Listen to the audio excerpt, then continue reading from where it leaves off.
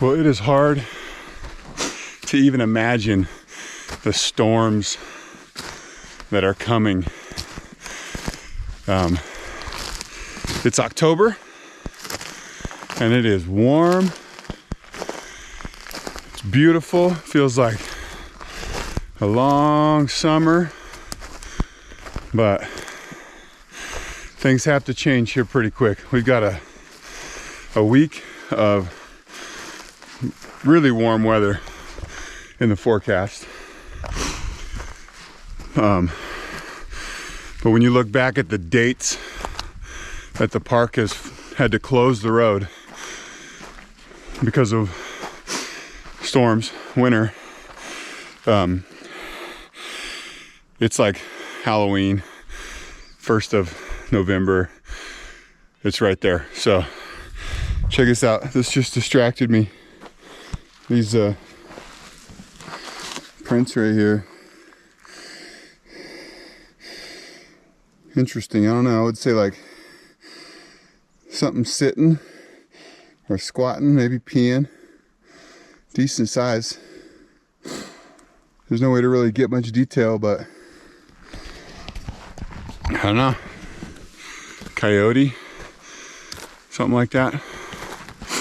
Anyway, I know this is my second to last camera check for this season. I've got today's Wednesday. I leave for Friday for London for the Wildlife Photographer of the Year festivities. And then I'm back for a couple weeks. And then I'm off to Africa at the end of the month. So I'm gonna have to pull this camera right around the 20th of October. These cameras, I should say, both cameras.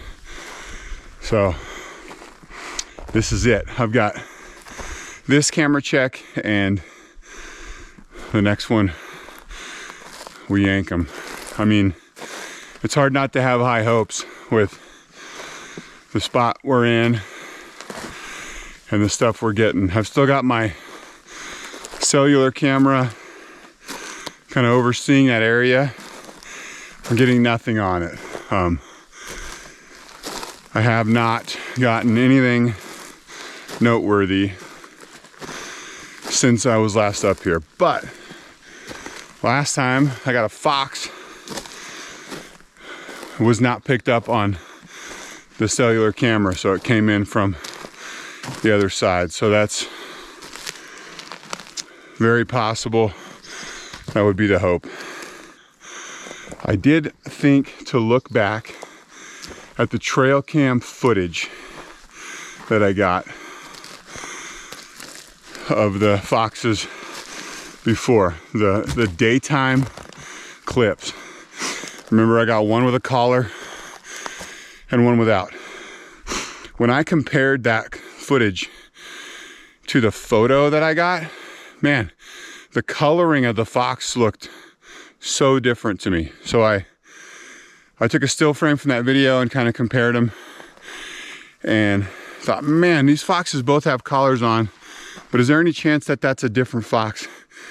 Because I know their coat changes throughout the year. They shed a bunch of fur in the summer, and the video clip was early season. It would have been really shaggy still. The photo was late season, so it was pretty, scrawny looking and had lost all that winter fur. But the color looked so different. I thought, man, that could be two foxes. So I sent the photos to the experts, the SNRF biologist folks that I've corresponded with a little bit. And I asked them, and I got an email back from one guy that said, man, that looks like different foxes to me. Their coat color doesn't change that much. Even when, they do change some, that's an extreme difference. He said most of them, usually in this area, they're that sort of sandy blonde kind of color. And this is this guy did his PhD work on Sierra Nevada red fox, right? So I'm like, I got 2 foxes here. Well, then I got a message back from the other biologist who actually collared the foxes up here, and she said, we only have 1 collar. That one would be the only one in the area. We know it's not working anymore, but there were only a couple foxes that had collars, and the other one we're pretty sure is dead. And that was our only collar of that brand. Like, my photo was high resolution enough that she could tell what brand of radio collar it was, and she's like, that's got to be the same fox. So there's that. Sent me on a little investigation anyway. There's a chance just the flashes from the trail cam are just a little bit warmer light and kind of just brought out that red that you know, the daylight footage didn't have, plus the seasonal sort of variations. So probably the same fox. So I'm gonna bypass my first camera because that's where all my hope is, and I'm gonna go up to my second camera and see what we got on that, because there's nothing looking at that one. That's a mystery, right? So could be nothing on there, could be cool stuff on there. We'll find that out first, and then we'll go back down to the prime location camera and see what we got there.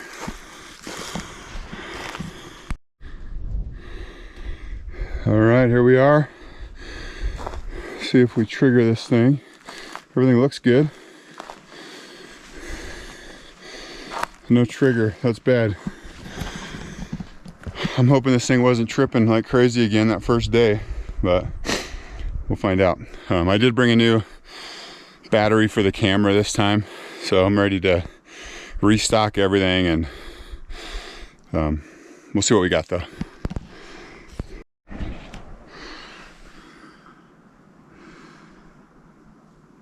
I'm getting the battery warning again. That's frustrating. I even flipped the little screen around this time and had it setting like that so it wouldn't even come on. So it apparently triggered, killed the battery. Let me, I guess, pull the memory card out and look at it on the other camera, or throw a new battery in this one. I don't know what's going on with this camera. Okay, we got 1,100 pictures, and it lasted a few days, right? But it seems like the trigger is still just firing all the time. I don't know why. But in the midst of that, that's a pine marten. We got kind of a couple cool shots of him, it looks like. So that's something. I've still got 400 to go back through. I'm trying to be quick because I'm using the new battery to go back through old pictures. I'm gonna definitely turn the sensitivity down on that trigger even more.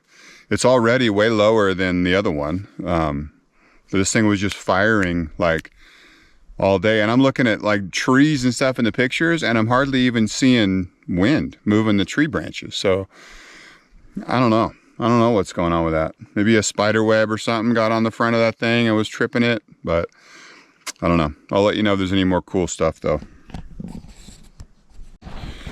Okay, so not a total fail. It did not fill the memory card. It wasn't like it was just triggering nonstop. There were a lot of triggers in the middle of the day for no reason. So I got to look around the trigger area again and see if there's some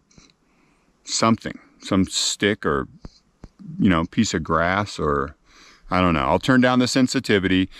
There were like 1,100 and something photos on it, and apparently that's maxing out the battery, right? It'll take that many photos. That's a lot for, you know, an older camera like this. This is a Canon Rebel T6i. So my other one is a Canon 80D, and it's just got a better battery. Anyway, did not fill the card. It didn't totally max out and, you know, freak out like last time. And we got a pine marten. The broadside sort of image of that pine marten, it's moving quick and there's some motion blur. It's not great. That would have been better if it was night, and the flashes would have froze the action a little bit. But the one of them, there's another one, there's two. There's one of them sitting with his back to the camera, just kind of looking. That'll be sharp.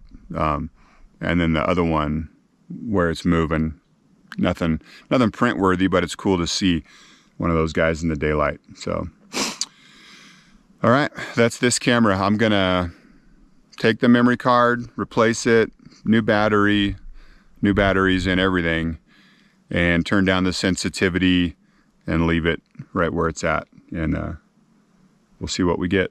So, who knows? All right, same setup as before. Triggers there. Everything's the same. I lowered the sensitivity a whole bunch. I walked it a whole bunch, and I'm happy with it. I mean, it shouldn't trip as easily. It's tripping with a big mammal like me. You know, it's guesstimating where that sensitivity is tough, because you want to trip on a fairly small animal, but you don't want to trip it when grass is blowing around. So it's way lower than the other one. But I think that's the only way to go here. I can't figure out what's causing it. I mean, there is tiny little shrubbery, you know, tiny, which normally would not even be a factor. So just like hypersensitive trigger syndrome going on. So we lowered it more, and we'll go with that. So it went, flipping back through those 1,000 pictures, there were several sessions of nighttime photos also with nothing in them. But so it lasted several days. I want it to last 3 weeks, you know. So we'll just have to see. I don't know what else to do. I did test that camera at home, and the battery was fine. It lasted on standby without taking pictures constantly. The camera will sit on standby with that battery for a month. I mean, it's not a problem, but that's all you can do. Keep refining. I'm headed over to the other camera and kind of anxious about seeing what might be on that. So let's get over there.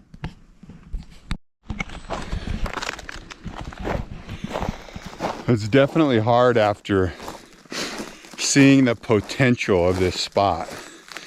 After, 2 years of trying to get into a position like this, it's hard to not get your hopes up, with what might be on that camera. It's an interesting thing. I think the more work you put in, the more that anxiety sort of builds, Here's my trail cam back here, looking at the little backside, and looks like it's recording the ground. We had a little movement, so probably squirrel jumped on it or something. We'll see if there's anything on there. All right, we had 157 videos on there. All but 8 of them were pointing down at the ground, so that thing moved. It looks like my little screw mount thing, maybe this crack opened up a little further or something, and it was just floppy. So I got a few more twists on it, and it's tight now. It shouldn't move again. The only thing I noticed on there that was interesting was a deer. One deer kind of cruising by. You could see that's what it was, even with the weird angle. It blows my mind that they're hanging out up here at 8,500 feet of elevation. It's just interesting to me. I didn't think they would hang this high up. But I pulled the memory card. There was one video at night. I couldn't see anything on it, but I'll get them on the computer and go through them a little more carefully. But shall we move on up to the camera? All right, there's There's the place. Cellular camera's over there doing its thing. Those batteries, by the way, on the cell cam are getting a little bit low. So it gets a little bit less sensitive, which gives me a little bit of hope that maybe it missed a big old fox cruising by. But I don't know. Camera looks good as we left it. Let's check it out.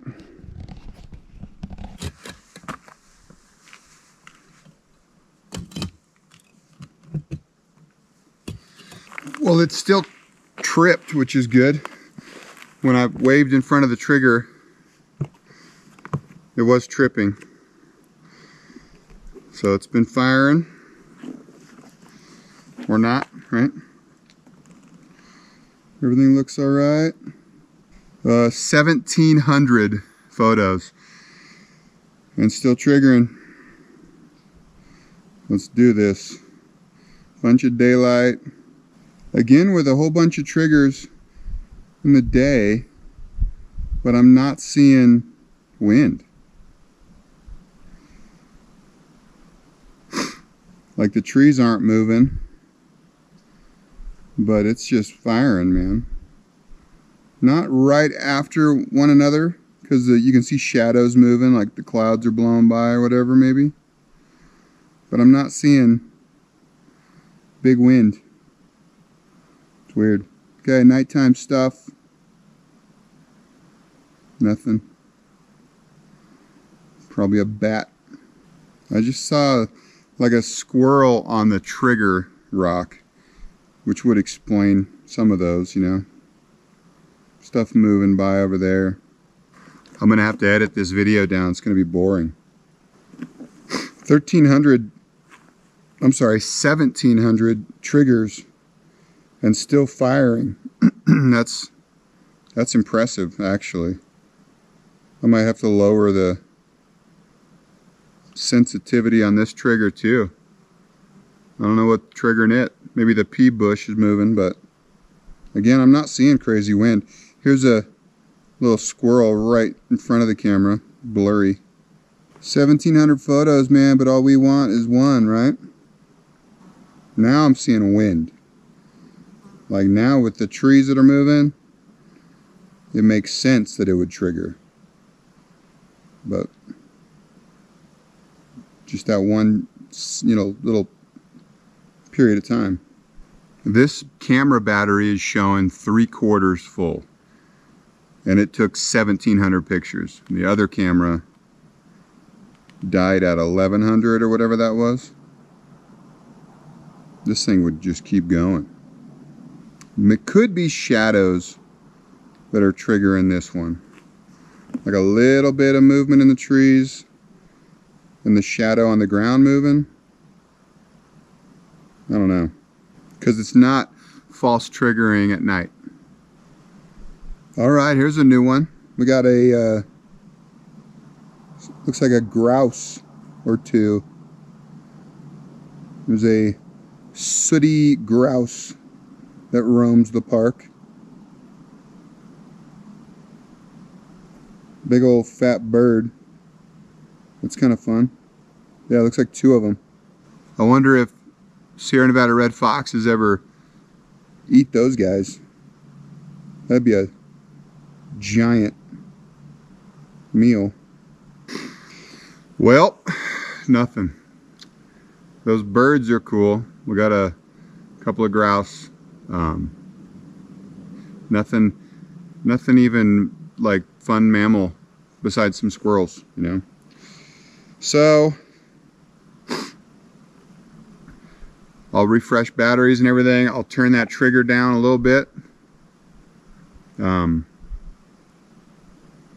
we'll give it whatever we got, 3 more weeks, and we'll see what we get then. But kind of a bummer. But again, this is the routine. This is normal, right? It's kind of it's crazy to think that we could even hope that we would get a Sierra Nevada red fox in this spot. But we know that we can, right? That's crazy.